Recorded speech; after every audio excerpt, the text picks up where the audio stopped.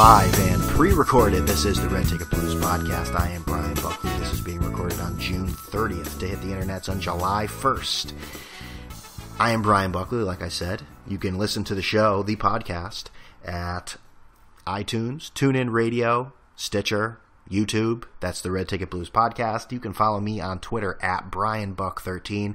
Today we have a very special guest to the podcast.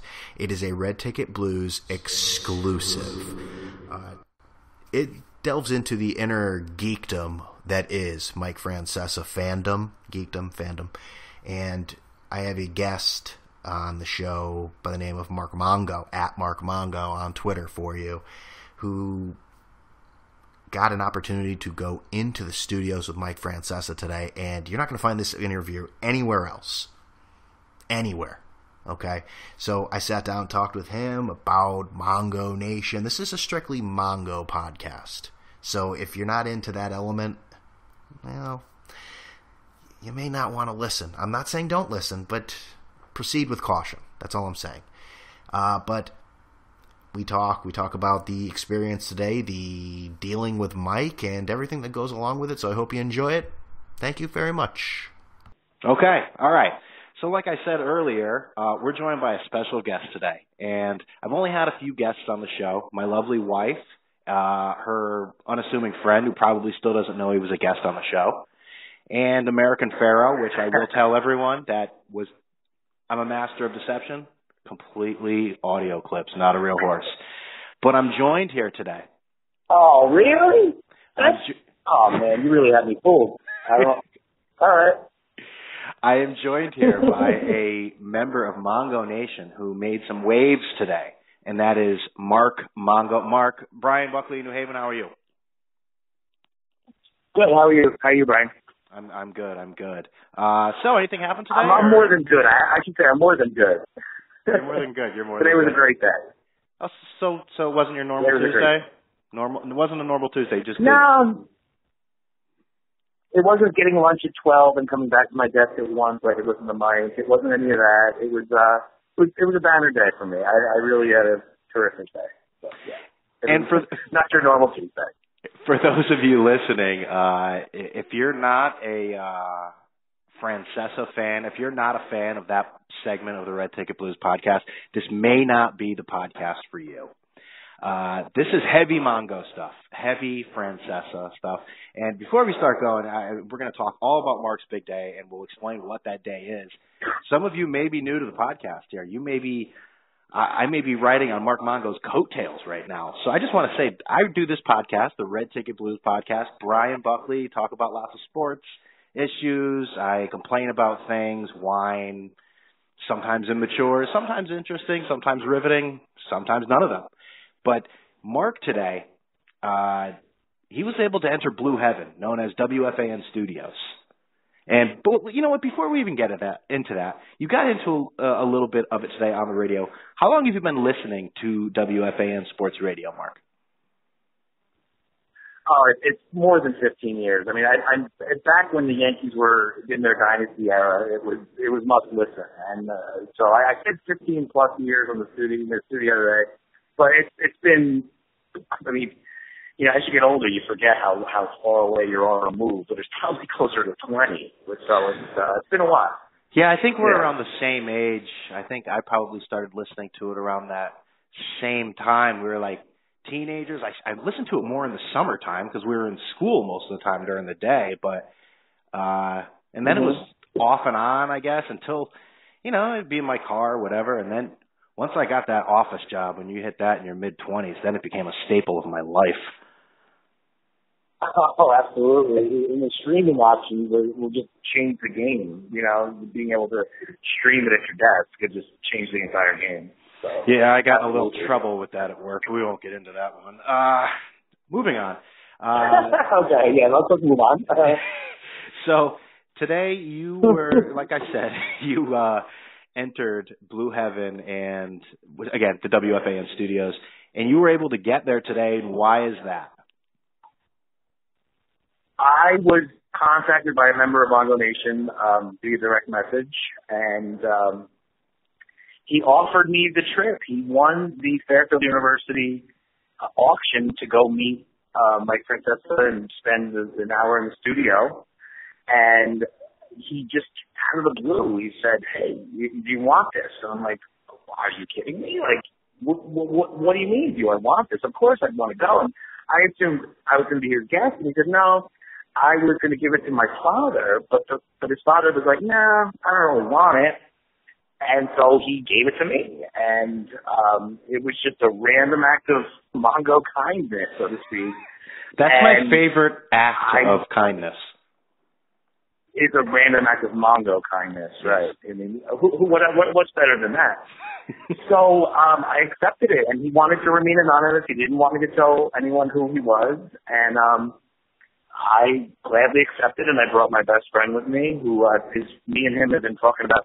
He's not a Mongo Nation guy, but he's one of the biggest Mike Francesa fans you ever want to know. And he's the godfather to my son, and I'm the godfather to his daughter, so, like, he was the obvious choice for me to bring. And so me and my friend Roberto went in the city, and we got to visit, and it was a whirlwind experience. I would have thought that the person who was kind enough to offer this to you, I would have thought they were full of crap when they contacted me and said, "Hey, I have this. I'm going to give this to you." I would have been like, "You're a lunatic. You're a liar. Don't screw with me." No, he's a good guy. He's out there on there. He's not one of the more active guys. He's a very nice guy, and I completely, you know what? I bought it. I knew that he was serious. So yes, I at first I was very skeptical, but he was legit. So obviously he was legit because I was there today. So true. Now set the scene for us. You told me a few weeks ago that this was in the works, and you mentioned it to the Twitterverse the other day. So you said you were going in there, and what was it like? So you get to WFAN Studios, and what is that like when you hit the office there? What's that like? Tell us about that, bro. It's very okay, bro. So first of all, I drove in. Me and my buddy at the same place, and so we left work. I dropped him off at his house, which is closed. We dropped off his car, and I picked him up from his house. We dropped off his car. I drove my car in. First of all, I understand what they talk about on the morning show parking scenario because it's a mess over there. So I finally parked in like an illegal spot. I just put my car there. It's approaching 2 o'clock. I'm rushing in. I didn't even eat lunch. I was so nervous going into it. I was nervous, and this was before I knew I was going to be on the air. I was just like nerves, just complete nerves. And so we get there, we walk in the building. It's very corporate. It's very plush and marble everywhere. And you walk in, you're like, okay, so I go like the Coliseum. Well, not like Coliseum, but yeah. Go ahead. I'm sorry. Well, maybe not. No, it's a good comparison. So I walk in and I realize Mom's never sent me an email back. I sent him an email back a couple of hours ago, and I'm like, he told me to tell me that I'm going to be there. I told him 2 o'clock. And so I get my security credentials from the front desk. They had my name down there. We go up the stairs. I get another email back from Mom. He's like, I'm downstairs. I'm like, well, we're upstairs. And so we meet up finally, and he brings us through into the studio. We're walking through the main part of it's like this open air kind of bullpen scenario where they have kind of like some cubes and things. And so we walk in, and Mike is walking out of his office on his phone. He's got his clothes on, he's got his shorts and his flip-flops. He's ready for something. He's already set. And so it's like, you want us to go say hi to Mike, but it's like, no, Mom just turns it to the left and we follow him, and we go into the control room. And so we're spending a few minutes in there, and it's a commercial break, and Mike comes in to the control room. And he says, oh, these are the guys who were visiting, huh? And I'm like, yeah. Meanwhile, I had no clue that Tim in Milford had called and mentioned that I'm going to be there. So I had no idea what's going on. To be honest, and I'm not even just saying that, I thought about doing what he did, not even to close to his extent. I was contemplating calling and saying, oh, so maybe you got a guest there today. I heard there's going to be a special visitor. I mean, Tim and Milford went to another extreme and basically said, it's Mark, he's Mongo Nation, he's going to be there, you got to talk to him. I wasn't going to go that far, but Tim, he went out on a limb, and you know what? It was a great move out of him. there are no limbs as far as Tim and Milford is concerned. He's I've broken noticed every that. single one of them. He's great. Not to take anything away from, the fact that you're a close personal friend of Mike. No. That's okay. No, not offended. We know. That's an inside joke for anybody who's not listening, who is not familiar with the scenario.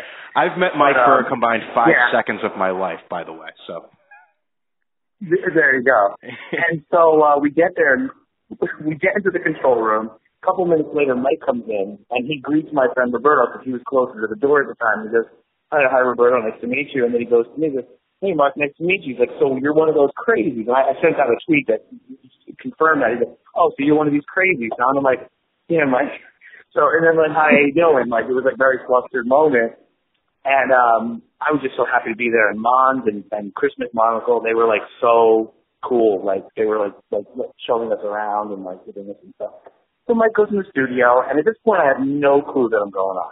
Let me interrupt you. Before we get to any of this stuff, go ahead. See any other WFAN personalities there? John Minko, was he walking around? Anyone like that ilk? Yes. Well, we didn't, not at that point. Okay. But later in the show, Mink did come in and greeted us and introduced himself, and we had a great conversation about, considering this was a very big day for WFAN, being the final, the 28th year, the last day of the 28th year. Correct. He was telling us some great stories about Astoria and the studio and how he wanted an update. It was. Yeah, how much of it? Yeah, exactly. And he wanted updates where he had an umbrella over his head because it was dripping right on top of where he was sitting. It was great. He was so nice and like so cordial. And so yeah, we did meet him. Eddie Scazzeri came in the room. Eddie Scazzeri? Yeah. Well, is there any other one? Yeah. So yeah, the Eddie Scazzeri came in about, I would say maybe about 5 or 10 minutes after I was on the air, and came in and met me and, said hi to me and was asking me about the Mongo Nation stuff, and it was interesting because I was kind of surprised that he was there at 2:45 in the afternoon, but yeah, exactly. To say he was there, and his shift is the morning show. May or may not have been a kind of a plant that a certain other host may have put him up to it, but we'll get to that. We'll get to that another time. Okay, gotcha. I mean, you control your own conclusions if you listen to the fan all day. That exactly. Maybe why he's there at that time of day. But he was very nice to me, and he was very complimentary of my time on the air. So I was happy with that. So that's pretty good. Let me ask you this: watching the video again, the shirt Mike was wearing. Michael, I sound like one of those real hardcore Mongols. Michael. Yeah, Michael. Lavender or blue shirt? What was he wearing? Honestly, oh man, I can't even say. I was in such a moment. I don't even know. I understand. I don't even know. The whole thing's a blur. Okay. I would say lavender. Maybe fuchsia. Yeah. So go ahead. Could have been fuchsia. Fuchsia? You don't know about... It's a very nice shirt, okay? See, I was going to say this, too. I don't know how I could have, I would have been just as nervous as you going in there, but when you see Mike and, like, we'll get into when you're actually on the air, I don't know how you did it without, I would be almost ready to use Zonisms, just saying things. I don't think he would take it very well, especially on the air. But, and I'll get I did have the one moment where I was like, when I was recalling what happened on Friday of the Super Bowl contest, where I was like, Mike was sitting there like, oh my God, it's 7:00 and it's my wife's birthday, and I kind of did that to him, and he took it in complete stride, and then but the Zonisms, that was the last thing on my mind at that point. I was trying to keep it completely professional. I will at that point. And as we get more into this, there are a few moments where I don't know if you subconsciously said a few things that maybe people on Twitter say when we speak like Francesa. I don't even know if you did them, if you knew that you did them, but we'll talk about that. Probably not, but I'd love to get into that. Absolutely. So you find out Tim called, and Tim, if you haven't heard the call, you can go on Twitter, you can go on YouTube under. Go to C Plena 1 and on YouTube. Yeah, right? I didn't know his. Great. Yeah, or on Twitter at POULOS. Correct. Okay, and he has all that information. Yes, POULOS, the immortal. Yeah. We wouldn't know what's going on without him half the time. No. So you find out Tim and Milford called, and who tells you that? Monzo, the producer, Brian Monzo. Mon told me that. Yes, Mon told me that when he greeted us in the lobby, and I was like, oh, okay. So Tim called. That's great. Well, I didn't think there was anything of it, and halfway through the first segment, me and my buddy Roberto were just hanging out. Uh-oh. And halfway through, I can hear you. Go ahead. Halfway through the first segment, Mon said to me, "You're going on the next segment," out of nowhere, and I'm like, "Wow, okay." So I'm going to be on the next segment. All right, here we go. And meanwhile, like I said before, I was already jittery, and it was like, "All right, here we go. We're going to go on." So we went on, and right before the I guess it was 2:25. I guess when he comes back from the 2020 and the commercials, I get called in there. I guess probably, if you want to just break it down, like 2:23, or whatever it is. Okay. And I get called in there. I walk in the studio, walk past Mike. I sit in A-Rod's seat. That's what I was going to ask you too. I was going to ask you that. Were you thinking when you sat there, this is the same seat where he uttered those words at Mike, "The man in Milwaukee won't even face me"?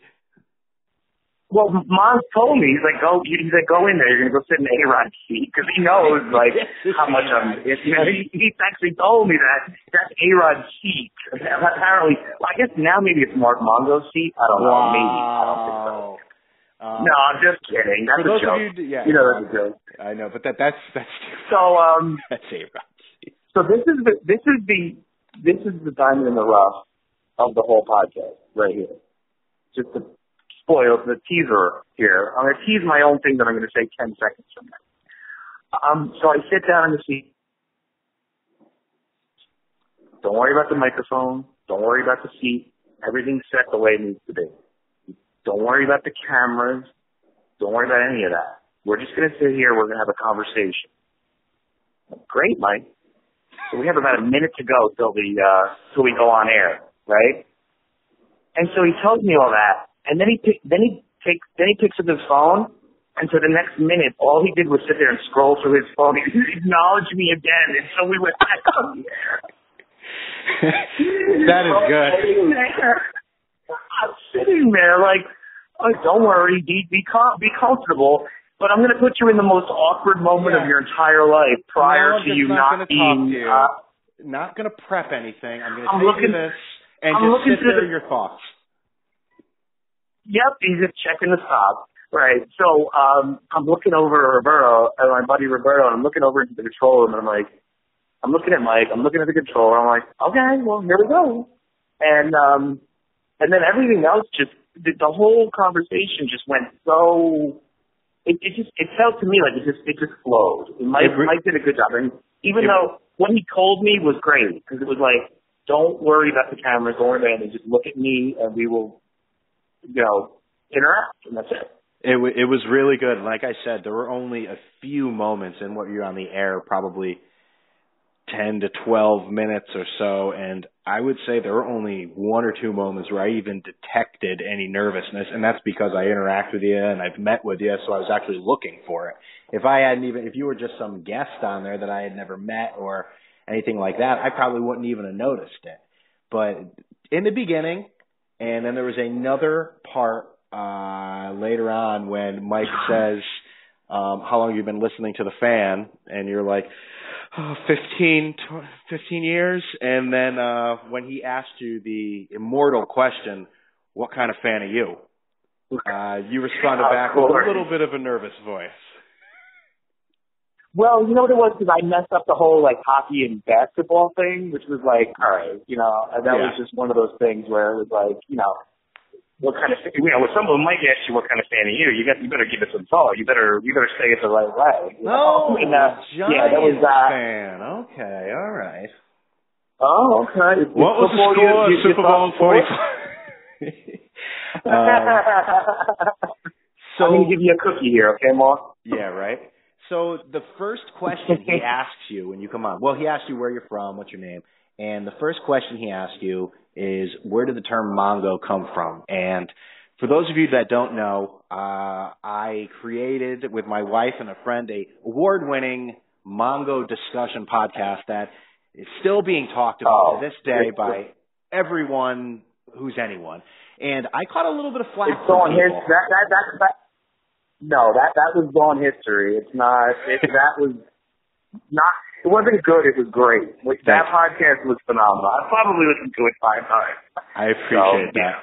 But I did catch a little bit of flack for possibly some history involving. And I'm not even going to get into most of it, but I'm just saying. I guess the definition of a Mongo. I caught a little flack. Maybe not a lot of flack, but people were slightly perturbed that I didn't get it correct. Now, that was the first question. Did you feel any pressure there? Did you say, I know what I'm saying, I got this? Look, I mean, it's been well documented, and like what I said on the air was what I know. I don't claim to know, like, you know, I was never on any of the old media sites or any of these people who were interacting about Francesa. So if I was going to tell you I knew the right answer, I would be lying. So I kind of like played it that way. That like, this is what I know, and I gave the Cliff Notes version. Okay? Yeah, I thought it was great. You passed the test.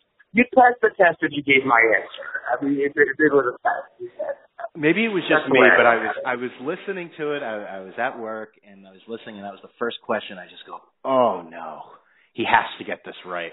Doesn't want to make people angry or whatever. And yours was a much better explanation than mine. And then from there... It was similar. Yeah, it was similar, exactly. Yeah.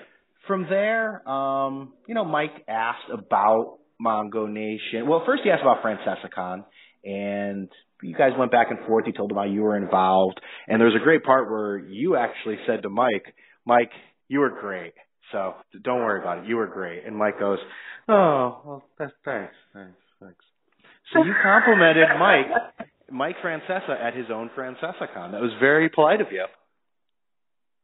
Well, I mean, it was great. I mean, and I went on to say how I've seen that video. I think I said 15 times, and that's an enormous understatement. I probably watched that like 40 times. Yeah, I know. Because it's that good. Yeah, it really is. It really is. It's 8 minutes. It's boom. It's quick. And you know what? When you're at the altar, you have to. This has always been my thing with calling up. Is if you ever want to make a point, and it might be a beleaguered point that Mike might normally hand wave, you always compliment him first. You kiss and the then ring. that buys you some time. It buys you time to make a Mongo point. I mean, it works every time. The first time it worked for the Witchenauer call. When they called about the Witchenauer game, Mike, I was looking at the Witchenauer, and you were 100% right. And if you watch that video, Mike's head perks up the minute I say you were 100% right, because he likes being right. And who doesn't? We all like being right. The first time I ever called Mike, I kissed his ass for a good 20 to 25 seconds. And my friend at home was watching on TV. He said, you were about to get the hand wave. And then he just goes, okay, stop. And I go, okay, now I want to tell you why you're completely wrong about this. And then he continued to yell at me. And it started a long tradition of yelling on the telephone with him. But that's great. For 5 minutes of the clip, right? You have to kiss the ring, though. Like you said, kissing the ring is important if you want to stay on for a while. There you go. That's an important tip for you. Maybe if you're first time, long time, that's a good tip for you listening right now. I mean, kiss the ring and then move on to your Mongo point. Okay. Yeah, and for any of the kids out there wanting to make a point on the Mike Francesa show, I mean, these are some tips. You're going to have to learn this stuff. You got to get with this. You got to know the basics. This should be on behind the paywall of the Red Ticket Blues. I mean, because valuable information that we're providing right here. I mean, if you want to get on the air with a 62-year-old man for more than 30 seconds, you just made it. So, oh God! All the love, guys. All the love. Kids, if you're listening to this, please aim higher. Yeah, God. But Mike actually talked. Now this month, I found this interesting. Mike still was talking about the Mongo Nation, and he asked if you guys got together, or we got together, and I actually thought about that call where that person called Mike and said, "Do the Giants, San Francisco Giants, and New York Giants get together?" See, this is the sort of stuff when he asked that. Those are the things that are going through my head. But he asked about you guys get together, and you mentioned the Yankee game on July 19th, and his response was great. That it was so subtle, but I heard about that. He says, Mike Francesa heard about the meeting we were having. Tim and Milford called him about it and invited him to come. No, I know, I understand, but it's still the idea that you would tell him. I'm going. He remembered that he remembered it. That too. Yeah, Mike is.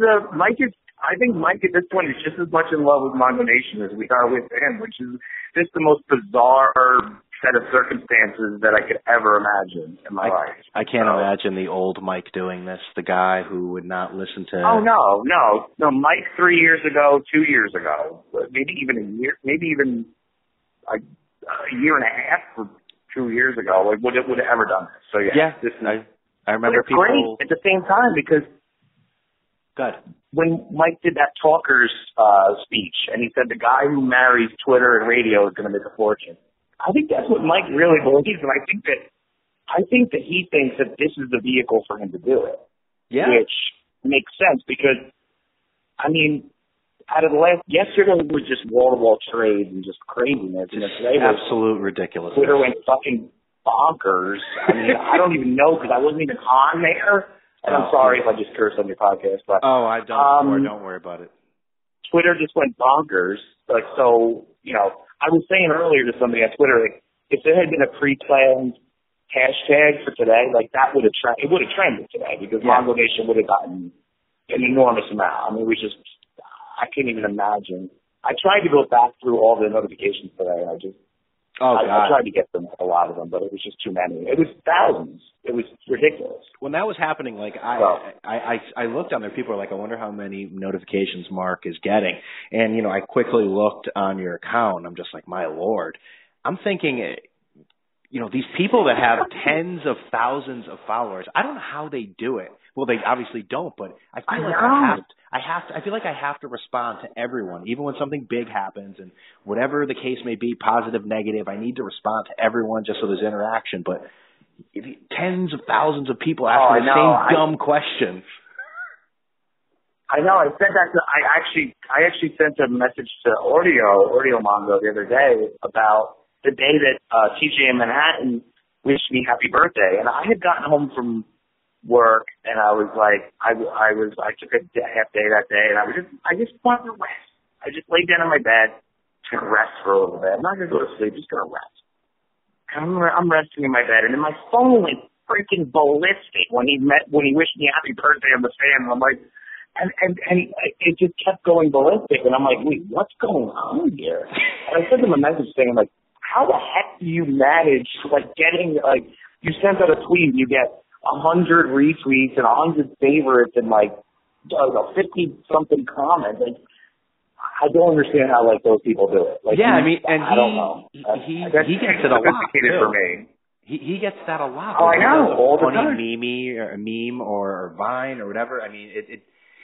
Oh, the Mike Francesa draft notes was the freaking funniest thing I've seen in a long time. Oh yeah, exactly. 100. So it was just it is what it is.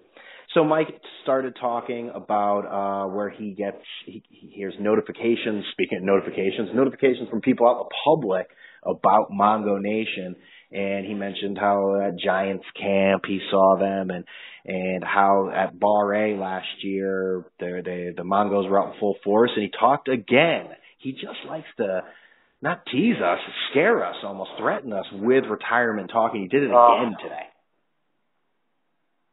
Yeah, and you saw my reaction. I was just, as we all are, it's just, it's a scary proposition, but I think he does that to kind of stay in the get news, the beehive going, so to speak. Yeah, like, all right, you never know. And, I think, I agree with you. I think he likes to just keep the narrative of that going, so people go, oh, he could retire soon. You never know. I think it's a good way to tweak the management too, because it's kind of like, well, I could walk away from this tomorrow. Who are you people? I could walk away from this in a second. I'd get another job offer in a minute. It's something that hangs over their head. I think it's a smart move by him, right, to do that. Especially when he's at odds with his management. Crap at all of us. Oh, absolutely. Right. Let's see what else do we got here. Now he started talking about. You have a list over there. You're very professional. You have a list. Yeah, I listened to the. I love it. I love that you have a list. Absolutely, man. I wasn't going to go into this unprepared. I'm sorry. I didn't mean to acknowledge that you're not a professional. You are very professional. Mark, let me state this right now for the entire world to hear. I am a complete amateur. You're not. Okay.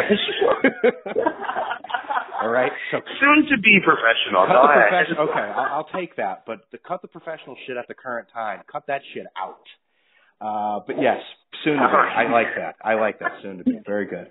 We might edit this part out. Emojis. He was talking about the emojis and how the story picked up. And this was one of the things that, if you don't know, this god-awful commercial spot that WFAN kept playing over and over again. Actually, every 10 or 15 minutes, Mike would say, so you think you can talk emojis? And it just got to be so ridiculous.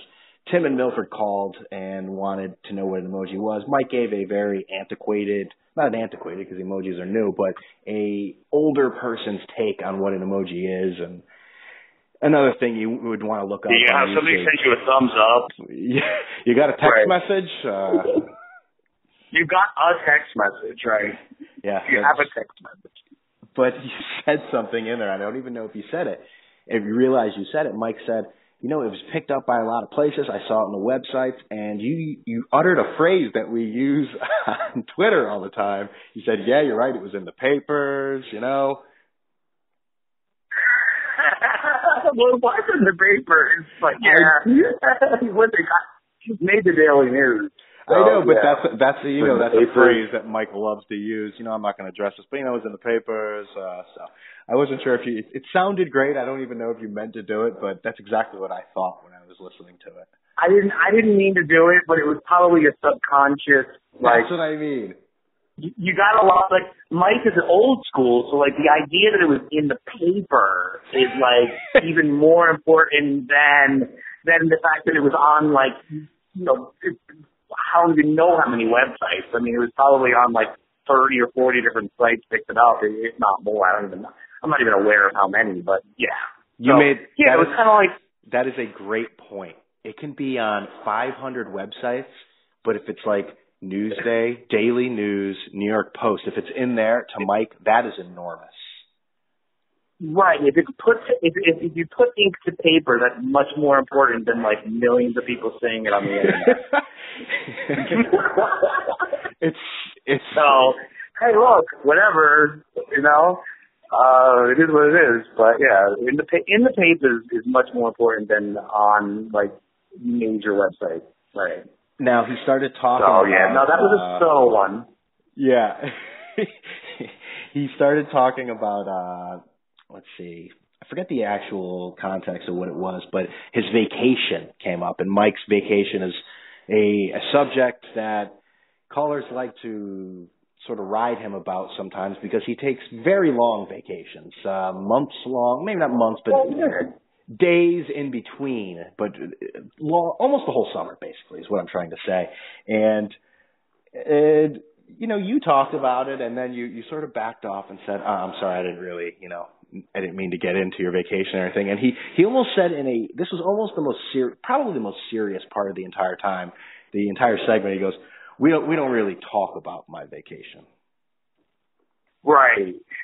Right. And it was funny because I've been kind of keeping track of, because you know what it was, Evan has been kind of like he's been giving it away as far as like when Joe's going to be there, when right. he's not going to be there, and that kind of stuff. So I've been able to connect the dots over time. Like, so I realized Mike's gone after tomorrow, and then he's not back until at least the week after next. Right. Because you just kind of connect the dots after many years of listening. And, but yeah, he's like, you know that? And, so yeah, that was a funny moment. That was really funny. And the whole idea that Eli is elite was like on vacation this week, and that whole idea was really funny too, because I was busting his chops about that last week. Like, you're going on vacation, like you're a week early. You must have planned it in advance or whatever it was. So yeah, that was a whole funny narrative too that went down. That was very interesting. Because he's looking over at Mons, and I'm looking over at Mons. Yeah. And he's telling Mons, are you leaking this stuff? And it was just so, that was just a bizarre it was like a convergence of everything, like at that moment of like, the Twitter stuff, and then Mike's vacation stuff, and that was just one of the more surreal moments of the whole thing, really. Completely unrelated here, but I'm watching TV. Jacoby Ellsbury has been scratched from his second rehab start for general fatigue. He hasn't played in like a month. How can he be tired? Can you get lost with him? Get on the field and play a game. Are you kidding me? General really? fatigue. Yeah. That's a true story? True story? Yeah. True story, Brian? True story. Oh, my God. Yeah. You're not getting paid enough money. Get on the field. Jesus. Unbelievable. So there was... What, did you go to the Mark Teixeira School of freaking injuries? The rehab of Mark Teixeira. Actually, I can't rip Mark Teixeira this year. He has not spent one day on the DL. No, not this year. Not this year. The last two, though. Okay.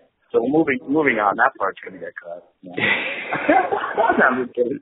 So this was one moment that I almost thought was surreal during the entire thing. What did you think a few weeks ago, before you ever even talked to this other person that, gave you this gift, just shooting it on Twitter about Francesa, about whatever, and here you are today, and Mike Francesa is quizzing you about what your kids are doing with your summer. With their summer, I should say. Right. I was just like, wow, that is... forget even a few weeks ago. How about you just driving in today? You were going to get a tour of the studio, and now you're on the air on the large, 50,000 watts all over the freaking country, and Mike Francesa is asking about what your children are doing with their summer. Right. Absolutely. That was a bizarre thing, and I wouldn't have brought it up if it wasn't for the whole Yankee tickets scenario, where like I used to have the Sunday ticket package at Yankee Stadium to bring the kids, and it just got ridiculously expensive. And I mentioned that, I was like, look, it got expensive. I got kids. I'm trying to bring them to the game, and it's not cheap. I mean, no, man. I took my son Connor to the 3,000 hit when A-Rod hit the home run. Right. I dropped like $2 bills that day. It is a small portion. Amount of money. And I dropped $60 on the ticket. Yeah, and then parking and crossing from Jersey to over on the bridge and everything else just adds up very, very quickly. So yeah, that was funny though. Like I brought it up because of that, and then he segued into my kids, and my kids got a real kick out of it. I watched it with them on the DVR. That was going to be my next question. When I got home. Now, you said your older kids are 14 and 13. Do they know who Francesa is? Did they have any idea this was happening today, or what the context of it is? Yes, they did know. They were with my mom today, and I texted them. I'm like, I'm going to be on the air. I was frantically texting as many people as I could. Once I knew that I was going to be on the air, I'm like, yeah, I'm going to be on the air. And I didn't even have time to reply to a lot of the messages. They're like, wait, what? So, but they're 14 and 13. when you have a 14 and 13-year-old kid, they're like, oh yeah, that's cool. Yeah. Like, it'd be really cool. National television today. It'd be really cool if anyone were doing it other than my dad. Yeah. Oh yeah. That's exactly it. That's exactly it. It's like, you know what? Why don't you get back to me the next time you're on national television, and then we'll talk. You know. No, whatever. I'm not trying to make it an ego thing. It's just a freaking funny, like, okay, well, you're lame. You're my dad. It's like, well, yeah. I'm lame, but I'm also your dad. So yeah, I know. Yeah, so there's that. I mean, all in all, I mean, that is some day for you. Now, how did it end? Like that and there was one last thing I wanted to ask you about the interview specifically. When it was over, and Mike, thank you for coming on. I heard you weren't on screen anymore, but there was an enormous exhale. Was that you on the microphone? I was hoping you would ask about that. Otherwise, I would have actually brought it up. Yes, there's an enormous exhale, and it was me because I was so. It doesn't come across on the video except for like the 2 times that you mentioned, where I'm like, I was so tense, and but Mike made me feel comfortable. But yes, that was me. And if you really look closely at the video too, it's like I look over in the control studio to my buddy Roberto, and I'm like, I think because he says back after this, right? Whatever he segued into, I think it was back after this, and I just assumed it's over, and I got through it, and I'm done. And then when I watched the video on replay for the first time, I'm like, oh, you idiot. And even Puba said, like, we tweeted earlier about it, where it was like, oh my God. Like, yeah, no, people who are professionals definitely heard that. So, or anyone, or, if you have ears that function, you heard it. So, yeah, it was me. And I was just so relieved. It was like a relief, and also like, holy shit, that just happened scenario. Yeah, there was a look on your face as the camera was going away. It looks like you were ready to breathe in or breathe out, one or the other, I forget. But then it quickly goes to Mike, and you hear the exhale, and you see a huge smile on his face. Yes, that's exactly it. And it was really scary. It was amazing. It was some funny stuff right there. It's like, you know what? And that's just the collective, to me, like, that just represents the collective relief of Mongo Nation, and just like, well, here we are. We got there, and we're at the mountaintop. So think about it. I mean, a big day. I mean, for us people that are on Twitter during our day and just sort of congregate to get through it all. A big day is like when one of us get on the air for a few seconds to shoot it with Mike, either in a good way or a bad way. And you today were in the studio. And how about this? Actually on a day when Fox Sports was there with the cameras. Wow, shocker. There was no women's soccer today, so that was good. So, I mean... No offense to women's soccer, but I don't want any hate tweets from women's soccer fans. Well, they're already being constructed. What was I going to say? So when you went off the air, what happened after that? Mike said, "Thanks for coming," or what happened after that? Yeah, I shook his hand and I said, "Look, it was an honor and a privilege, and thank you." And I went back into the control room, and me and my buddy were he just was looking at me like, "Holy shit, I can't believe that just happened." And we just hung out there. So that was, I was on from like 220 to 225 to 238, 239, whatever it was. Yeah. So we sat there for the next segment, and it was a really funny moment because around 2:55 or so, Mon says like, "Oh, we're gonna let you stay another 20 minutes," because it was supposed to be an hour. Right. And I said, "Well, thanks, Mon, because I gave you 13 minutes, so at least you can do is give me 20." We had a very cordial, like, kind of ball busting like scenario going on in there. It was really fun, and he laughed, and then we sat there through the next segment, and then a couple of people came in and out of the control room, and it's funny because Mike, like every other segment, Mike gets up and walks out and goes to his studio and then like, goes to his office and then comes back. So you're watching Mike go back and forth, and then Mike, after at 3:20 when they went to the 2020, Mike came into the control room and he signed the picture that I had printed out of me and him at Francesa. Very cool. And that was cool. And I was saying that in advance. I was like, I want to have something special to remember it by. I was like, let me print the picture of me and him on stage and have him sign it. So it was something special. And he thanked us for coming in and everything else. And then it was just kind of Mons walked us to the elevators. And I told him, hey, if you ever want to make this a regular segment, you just let me know, jokingly. But who knows? You never know. Maybe not me, but maybe like a revolving door of Mongos, like doing a 20-minute segment a day. Oh, God.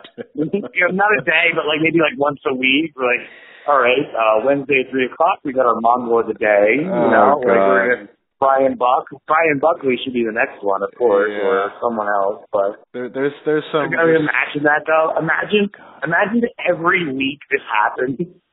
Imagine just like. Mons just starts picking like people from Twitter, like, oh, okay, so it's this guy's next, and then like we got Audio and Trace, and then Eli's the lead, and then we got Brian Buckley, and we got Justin Calling, and you know, just go down the list. That would be something. That would probably annoy. I got several tweets actually saying today that should be like a regular segment. So. I mean, not just necessarily me, because I mean, you get old after a while. But to bring a caller on. Like a Mongo of the week. I wonder if other callers, like I know that they brought in like the top 4 callers years ago, like Mike in Montclair and Lisa in Whitestone and whatnot, but I wonder if those other like ones that have been there forever, like Ralph in Manhattan and Renee in the Bronx and other you know, steadfast callers probably saw you today and they're just like, why don't I get to go on? Oh man, I'm telling you, there must have been a lot of people out there today thinking the same thing. And you know, I tried to be. I didn't try. I was as humble as possible. Because, you absolutely were, and you explained I even said during the one there. thing, like, it was like. There's other people here that probably should be explaining it better than me because, you know, I give respect to the people who've been watching and following along longer than us. But, you know, it is what it is. It was the perfect storm of circumstances that I ended up being there today. Like, it was just like, it was 1,000,000 and one shot. I mean, I even emailed Mons last night and tried to explain my whole Francesa scenario, like about how I got the venue, and you heard it there. Yeah. So, and he was just like, nah, like, you know, this was just the in studio. And I was like, okay. I'd be dumb not to ask and try to like plead my case. Oh, absolutely. I would have been dumb if I didn't do that. I was already going to be there, so why not plead my case? So, it's all due to Tim in Milford, Tim Chacho. That's the man. He freaking made this all happen for us today. So yeah, you know, when Mike asked, very generous and honest. When Mike asked that, I wasn't. I mean, usually, you know, when Mongo stuff is brought up, Mike is in a good mood, but you never know what can set Mike off. Sometimes he's not in a great mood and doesn't want to deal with things. So when Tim called there, I was like, oh, I hope he's going to react good to this, and he completely reacted great, and you could tell. Well, the thing that was great about Tim's call is because he was coming off the Giambi prank. So it was like Mike needed a change of pace immediately. Yeah. And Tim did this whole Mike and Montclair thing where he didn't even say hi. He just went, what the hell's wrong with these, or whatever he said. Like, what the heck is wrong with these Giambi people? Like, just stop already.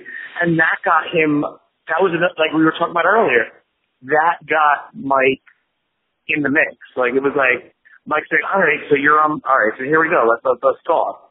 And, you know, that was another case of that, where it's like, oh, well, the guy before him was the Giambi caller, which we haven't heard that 1,000 times.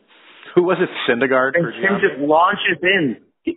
What's that? Oh, yeah, let's just trade Mariano Rivera for Giambi. Neither of them are playing. So yeah, that was what made that call great, because Tim just has like an instinct of like, let me just go in there and be like, I'm gonna do my thing, and he did it. And so yeah, there was that, and it was just a perfect storm. Like I said, it was the perfect storm of circumstances. I got gifted it. I did it. I decided to do it today, which my buddy didn't want to do it today. He was like, "Oh, this is really rushed. Why don't we wait till the end of the month?" I'm like, "No, I'm not waiting until the next time Mike's on. We're going in, and if you don't like it, you know, it's my best friend." So it's like, you know, we had a little bit of a thing yesterday. He's like, so we freaking worked it out. I love you, but this is Mike Francesa. Don't screw around. Yeah, and this is Twitter, and it's America. So let's just, you know. A wise man once said that. It's an anonymous quote from what I understand. So. Well, Mark, well, go ahead.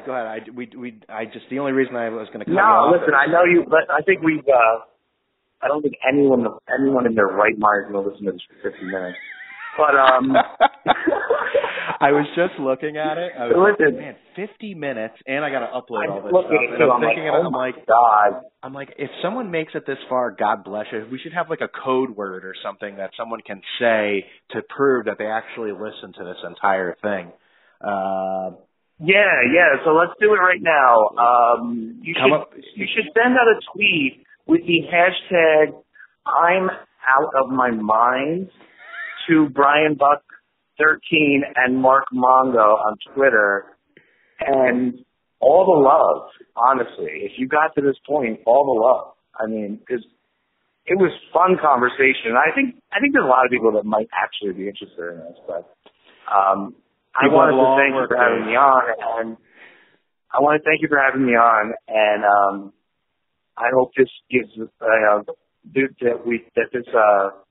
gives you a lot of listens, because it was a fun conversation, and 13 minutes, we covered it in 50, so hey, I'll go up to that. Mark, always maybe you could trim it down. Maybe by the end of it, it'll be trimmed down. I mean, all the times that I told you to cut things out. No, jokingly. We're throwing it all in there. What the hell? I lost my mind. That's the hashtag, right? There you go. Yes, hashtag lost my mind. Mark Mongo, thank you very much. Thank you very much for being on the podcast. Hey, Brian, all the love, man. All right.